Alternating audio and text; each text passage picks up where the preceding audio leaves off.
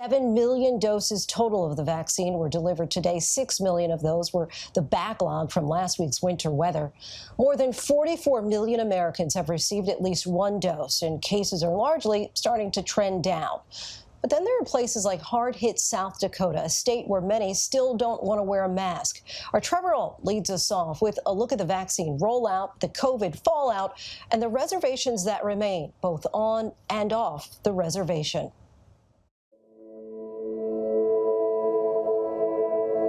In every sense, South Dakota is wide open. The state spread out across sprawling prairies, loosely bound by lonesome highways that stretch beyond the horizon. And yet even here, COVID-19 has run rampant. The COVID vaccine, it's really important that they stay at the right temperatures.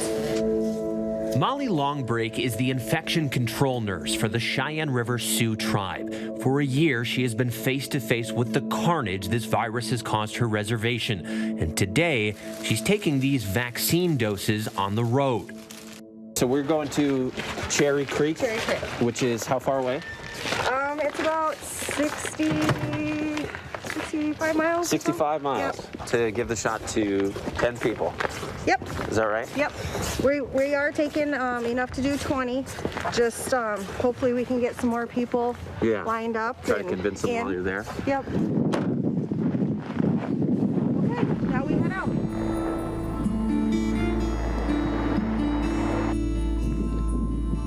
The Cheyenne River Reservation is home to about 12,000 people, but it stretches more than 4,000 square miles, and there is only one hospital. So if you're a healthcare worker and you want to get this community vaccinated, you're going to have to come to them.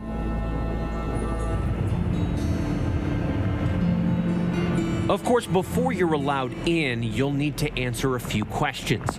You guys have any symptoms of COVID? No. Last April, despite pushback from the state government, the tribes of South Dakota set up checkpoints like this one on highways leading into reservations. Thank you. Out of curiosity, what if somebody didn't have a reason to come in, do you turn them away? Yes. You do?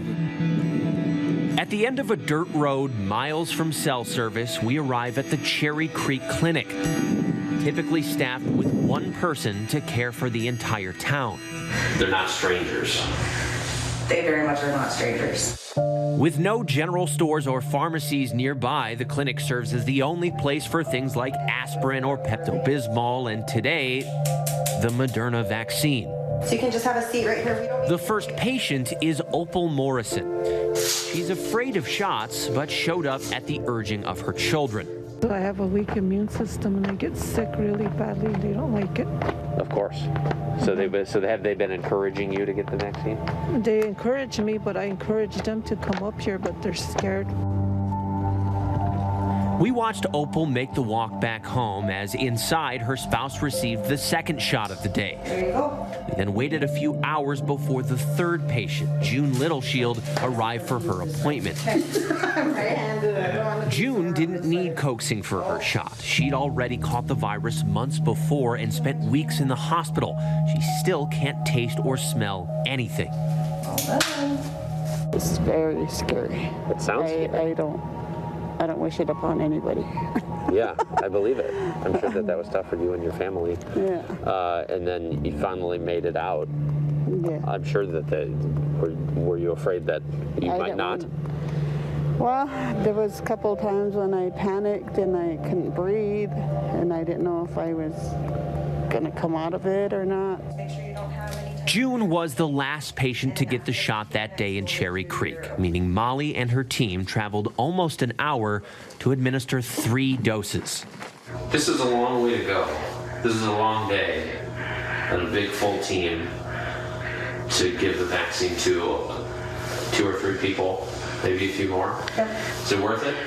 It is definitely worth it. It's, one person vaccinated is a huge accomplishment for us. One death is one death too many, and we've already lost people from the reservation, and it's very difficult and saddening. Molly is speaking from personal experience. Her mother, Donna Ray Peterson, is one of the now more than 500,000 Americans who have lost their lives to COVID-19. Donna Ray became infected in the fall, around the time South Dakota had the worst coronavirus death rate in the entire world. She dedicated her life to working in cultural preservation for the tribe, and now Molly, in her own way, is doing the same thing.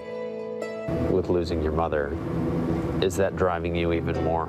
I guess in a way it is, because experiencing the loss personally of somebody so close to me, you know, I wouldn't want anybody else to experience that. And nobody wants that on any level, but, you know, experiencing that because of this virus firsthand it just, you know, hits a little closer to home. And because of these extensive efforts from Molly and other healthcare workers, the Cheyenne River Sioux tribe has already administered almost 4,000 vaccine doses. The scars from the pandemic now stretch across every corner of South Dakota. Though beyond the reservations, state leaders have taken little action to prevent it. Governor Kristi Noem has never instituted a mask mandate or any other restriction, citing her commitment to freedom.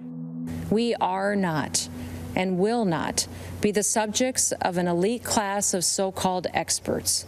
We don't shun people who think for themselves. Last summer, hundreds of thousands of bikers rumbled into the Sturgis motorcycle rally.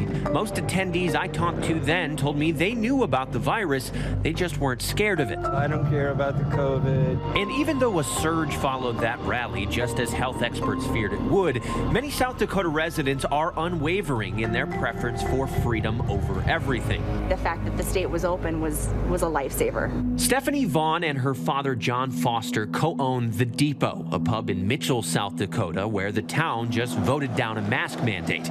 They say they don't have anything against masks, but they avoid wearing them, and so do most of their customers. So you think that the lack of regulations in South Dakota saved your business? I would have to say so, yes. Yeah. Yes. Yeah, I think so. I mean, some of these states where they've been shut down for over a year now, you know, I don't know how they're going to recover. Just up Main Street at Cherry Bee's Floral, owner Dick Anderson says he also almost lost his business, but he takes a different stance on masks. It's just basically, it's a humorous nudge, kind of, but it's something I strongly believe in. Just wear it. It's not that big a deal. Put it on and keep us safe, and that's kind of where I think we need to get. Do you get any pushback on that? Yes, you can get pushback. I've had people come in and go, well, I don't wear masks, and I don't want to wear masks, and I'm not a policeman, so I'm not going to police it. But now, a year into this pandemic, South Dakota appears to have at least somewhat turned a corner.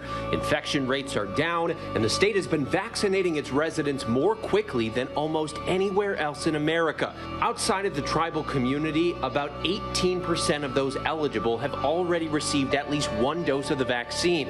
That's about 5% more than the nationwide average. I think this is seared into the memories of pretty much every South Dakotan. We always get inquiries about, hey, when is my turn? Dr. Shankar Kura is the Vice President of Medical Affairs for Monument Health, overseeing the vaccine rollout in essentially the entire western portion of the state. We're basically giving away everything we get, and so roughly we used to get anywhere from 3,000, it varies, 3,500 vaccines, and we just give them away as soon as we get them. If you received 10,000, do you think you'd be able to, you have the infrastructure in place to handle that? Absolutely. And these successes, like any we've seen since this virus took hold, have been built upon the tireless labor of compassionate healthcare workers. Workers like Molly Longbreak, deterred by neither fear nor tragedy, knowing the only way to survive is to survive together. We are, as you would say, Midako Yeoyasi. We're all relatives, all my relations. So in one way or another, we're all relatives.